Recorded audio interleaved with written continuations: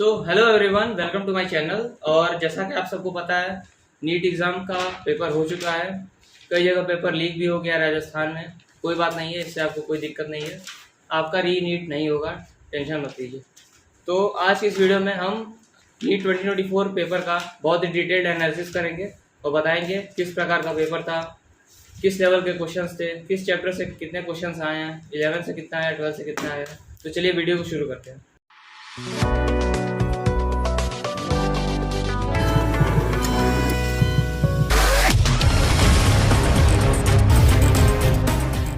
तो सबसे पहले शुरू करते हैं बायो सेक्शन से। बायो सेक्शन सबसे इजी था, यकीन मानिए। जिसने एनसीईआरटी की हर एक लाइन पढ़ी होगी और अपने मिस्टेक्स, मॉक टेस्ट के मिस्टेक्स को एनालिसिस किया होगा, उसका 360 कोई नहीं रोक सकता है। तो मैं आपको जल्दी से एनालिसिस बता देता हूँ। पूरे पेपर में टोटल 6 डायग्राम्स आए थे और मैंने अपने एक वीडियो में बताया था कि एनसीईआरटी के डायग्राम्स बहुत इंपॉर्टेंट हैं। इस बार 6 डायग्राम्स आए थे और मैच द फॉलोइंग 25 क्वेश्चन आए थे। मैच द फॉलोइंग, तो आप सोच सकते हैं 25 चौके 100 नंबर लाना कितना आसान है। 15 स्टेटमेंट्स आए थे, जिसमें बच्चों को थोड़ा सा लेंदी लग सकता है, लेकिन स्टेटमेंट्स एनसीईआरटी से थे तो आप इजीली कर लिए होंगे। और 2 असर्शन रीजन क्वेश्चन आए थे। ओवरऑल बायो का पेपर बहुत आसान था।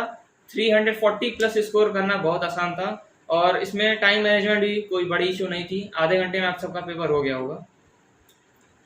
और अगर आप हम लोग को फॉलो कर रहे हैं तो हमने पिछले भी वीडियो में हमने बताया था कि आप एनसीईआरटी को बार बार रिवाइज करिए, क्योंकि क्वेश्चन वहीं से बनने वाले हैं। और जिन बच्चों ने एनसीईआरटी को बार बार रिवाइज किया होगा आज वो फायदे में होंगे, क्योंकि most of the question NCERT से ही आए थे। एक क्वेश्चन था कुशिंग सिंड्रोम वाला, जो कि थोड़ा आउट ऑफ एनसीईआरटी था, बट वो भी आप सॉल्व कर सकते थे 3 अलग दूसरे जो ऑप्शन थे उनको सॉल्व करके। और वो भी वो सेक्शन बी में था, तो आप उसको छोड़ भी सकते थे। तो इसलिए आप अगर हमें फॉलो कर रहे होंगे तो आप जानते होंगे।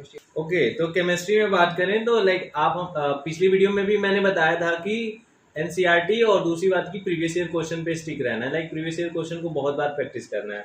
तो अगर हम केमिस्ट्री की बात करें तो मैंने बोला था कि प्रीवियस ईयर क्वेश्चन को बहुत जितनी ज़्यादा बार सॉल्व कर सकते हो उतनी ज़्यादा बार सॉल्व करिएगा।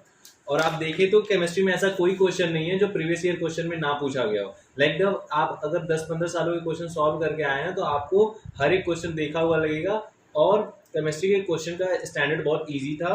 फिजिकल केमिस्ट्री क्वेश्चन में मैंने बताया था कि आप फॉर्मूलाज को बार बार रिवाइज करिए, क्योंकि फॉर्मूला बेस्ड क्वेश्चन आने वाले हैं, टू द पॉइंट क्वेश्चन आएंगे। तो मोस्ट ऑफ द क्वेश्चन वैसे ही आए हैं, जैसे ग्राफ्स वगैरह के क्वेश्चन आए हैं। तो ग्राफ्स सिंपली एक फॉर्मूला होता है कि ln(k) - EART। ठीक है, तो ये जो फॉर्मूलाज होते हैं इन्हीं पे बेस्ड क्वेश्चन आए हैं और most of the question easy हैं। ऐसे क्वेश्चन आए हैं जैसे ये जो कोऑर्डिनेशन कंपाउंड का कॉम्प्लेक्स होता है, डायमैग्नेटिक है कि पैरामैग्नेटिक है, इनमें अनपेयर्ड इलेक्ट्रॉन और पेयर्ड इलेक्ट्रॉन के बेसिस पे करते हैं। ठीक है, और आइसोमेरिज्म कोऑर्डिनेशन कंपाउंड के आइसोमेरिज्म बेस्ड क्वेश्चन कितने सालों से पूछे जा रहे हैं, वैसे क्वेश्चन आए हैं। ठीक है, बात करें ऑर्गेनिक केमिस्ट्री की, तो ऑर्गेनिक केमिस्ट्री में कि जो भी क्वेश्चन आए हैं वो 1 लाइनर आए हैं। और SN1 SN2 तो सालों से पूछा जा रहा है, उसी बेस पे क्वेश्चन आए हैं। और बायोमोलिक्यूल से क्वेश्चन आया है कि कौन सा ग्लूकोज के साथ टेस्ट प्रोडक्ट टेस्ट करता है नहीं करता है। ठीक है, रही बात फिजिकल केमिस्ट्री की, तो फिजिकल केमिस्ट्री में two the formula based question आए हैं in the highest number of helium atoms. कि ये क्वेश्चन तो कितने सालों से पूछा जा रहा है। ठीक है, बेसिक मोल कॉन्सेप्ट का क्वेश्चन। अब मैं आपको समराइज कर देता हूँ। केमिस्ट्री में फिजिकल केमिस्ट्री से 18 क्वेश्चन आए थे, ऑर्गेनिक से 16 क्वेश्चन और इनऑर्गेनिक से भी 16 क्वेश्चन, यानी ऑर्गेनिक इनऑर्गेनिक बैलेंस आया था और फिजिकल केमिस्ट्री डोमिनेट कर गया था। 18 क्वेश्चन सेक्शन ए में थे, 12 क्वेश्चन सेक्शन बी में थे, 6 क्वेश्चन। ऑर्गेनिक में सेक्शन ए में 13 क्वेश्चन थे, सेक्शन बी में 3 क्वेश्चन थे।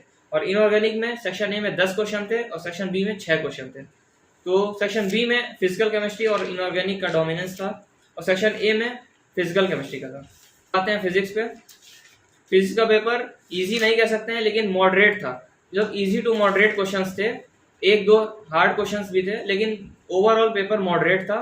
और नीट 2022 से कंपेयर किया जाए और 23 से कंपेयर किया जाए तो इन दोनों के कंपेयर में 24 का फिजिक्स का लेवल थोड़ा सा हाई था, जिसकी वजह से कट ऑफ पे थोड़ा सा इम्पैक्ट पड़ सकता है। और अगर लोगों से बात किया जाए तो लोगों का केमिस्ट्री और बायो दोनों ही अच्छा हुआ है। फिजिक्स में थोड़ी सी गड़बड़ हुई है, इसलिए मिस्टेक्स हुए हैं। और फिजिक्स के क्वेश्चन ऐसे थे कि अगर प्रीवियस ईयर क्वेश्चन आपने सॉल्व किए हैं तो आप फिजिक्स के क्वेश्चन बना ले जाएंगे। थोड़ा टाइम लगेगा लेकिन आप बना लेंगे। तो मॉडरेट लेवल का क्वेश्चन है, बट इतना भी हाई नहीं था। कट ऑफ पिछले साल सेम ही रहने वाली है या फिर थोड़ा बहुत बढ़ सकता है, बट पिछले साल के हिसाब से ही रहने वाली है। तो फिजिक्स जैसे 22 और 23 में कंपेयर किया जाए तो सडन स्ट्राइक हुआ था, मतलब सडन कट ऑफ बहुत जल्दी ज़्यादा बढ़ गया था, लेकिन इस बार ऐसा नहीं होगा। इस बार लगभग सेम ही रहेगा, मतलब कट ऑफ तो बढ़ेगा नो डाउट है, लेकिन ज़्यादा मार्क्स से नहीं बढ़ेगा, बहुत कम डिफरेंस रहेगा। और फिजिक्स में बता दिया जाए तो 11 से 21 क्वेश्चन आए थे, 12 से 29 क्वेश्चन आए थे। सेक्शन ए में 11 से 14 क्वेश्चन आए थे, और सेक्शन बी में 7 क्वेश्चन आए थे, और सेक्शन और 12th क्लास से सेक्शन ए में 21 क्वेश्चन आए थे, और सेक्शन बी में 8 क्वेश्चन आए थे। तो और कुल मिला के हर साल की तरह 12th ही डोमिनेटिंग हर साल की तरह 12 से ये एक ट्रेंड चला आ रहा है कि 60% ऑफ द क्वेश्चन 12 से आ रहे हैं और 40-45% क्वेश्चन 11 से आ रहे हैं। तो वो ट्रेंड इस पेपर में भी फॉलो हुआ है, और बिल्कुल मतलब बहुत ज़्यादा मेजर चेंजेस नहीं हुए हैं। बिल्कुल मतलब जो पेपर का लेवल रहा है वो पिछले सालों के हिसाब से ही रहा है, लाइक कि बहुत ज़्यादा ड्रास्टिक चेंजेस नहीं है। तो अगर जिन बच्चों ने प्रीवियस ईयर क्वेश्चन अच्छे से सॉल्व किया होगा, लाइक उनका सिलेक्शन पक्का है, और वे बहुत अच्छा स्कोर कर रहे हैं इस टेस्ट में।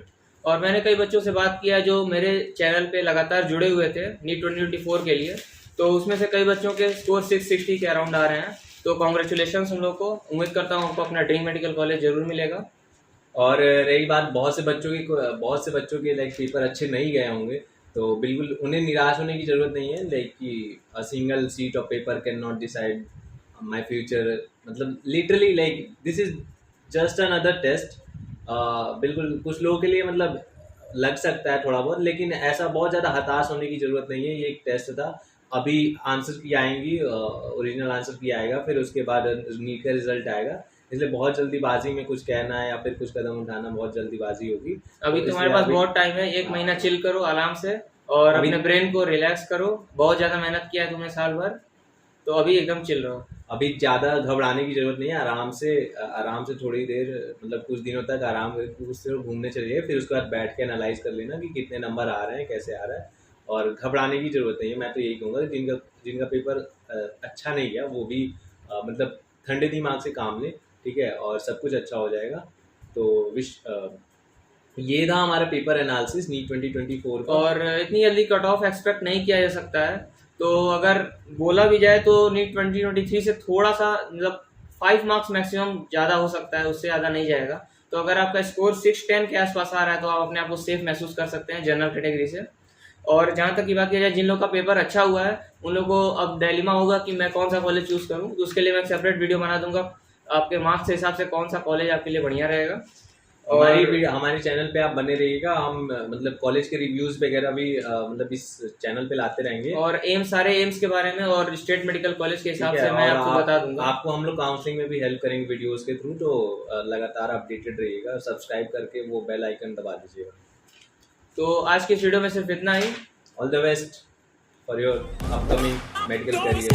All the best.